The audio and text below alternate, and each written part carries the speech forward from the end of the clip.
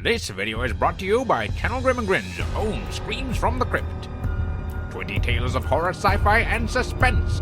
Available now.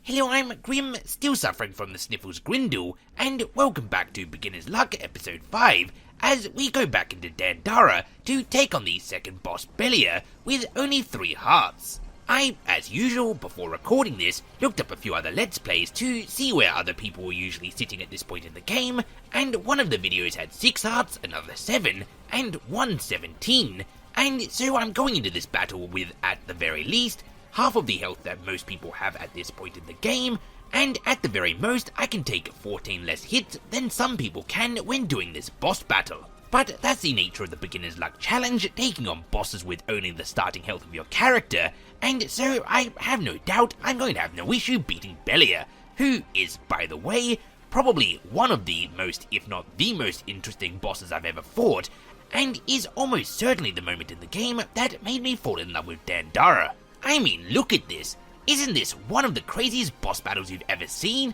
The art's amazing, the music has got my heart pumping, and the battle literally takes place outside and within a giant monster who is a room who you enter into when the monster's face splits open and defeat by going inside of them and shooting their heart. Now, that's crazy, that's imaginative, and it's certainly something I've never done before, or at least not in a video game. And it should be noted that, much like the previous boss battle I did in Dandara, Nero? Caesar?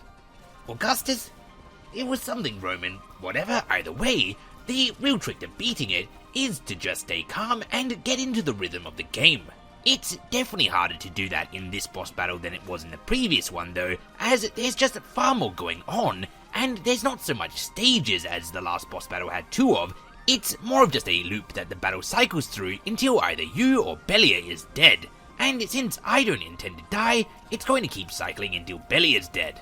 And this boss battle also requires a lot more situational awareness than the last one does, as you're not only having to avoid your enemy's projectiles, but you're also having to avoid where your enemy's going to shoot next. But I suppose the main difference between this boss battle and the previous Dandara boss battle that we did, and indeed every single other boss battle we've done in the Beginner's Luck series, is that this one simply has far more heart to it. And just to clarify, in order to avoid any sort of ambiguity and to make things perfectly clear, I say that not because I find this boss battle to be more wholesome or more genuine than the other boss battles we've done in the series, but simply because there's literally more heart to it. And though unnecessary to clarify further and to really just hammer home the point, the heart I'm referring to is the giant laser shooting enemy that is literally the boss, or if not the literal boss, is at the very least the heart of him. And so when I say that this boss battle has more heart than the previous ones, I am, as you can plainly see, not in fact being poetic or metaphorical, but instead making a visual joke about the giant heart I'm currently fighting, or was fighting, as I've now found myself victorious, as the giant laser firing heart of Belia has now exploded. And so I suppose now this boss has no more heart than any of the others that I have also already disintegrated. And you may well have also noted that I delivered this savage beatdown, much like the previous Dandara boss, without taking a single hit. Now that's what I call a successful episode of Beginner's Luck. And having been successful, the episode is now coming to an end. And so as always, thanks for watching, and until next time I have been and still am Grim Grindle. If you'd like to follow me on social media or join the Channel Grim and Grin Discord, the Echo Chamber, links to those are available in the description below. And so too in the description below is a link to Grin's new book, Screams from the Crypt. It's 20 tales of horror, sci-fi and suspense, so if you like all things spooky, then be sure to check it out.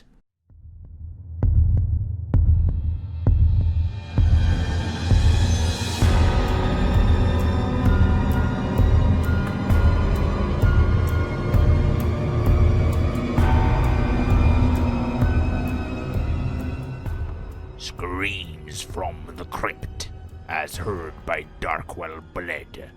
20 tales of horror, sci-fi and suspense. Available now.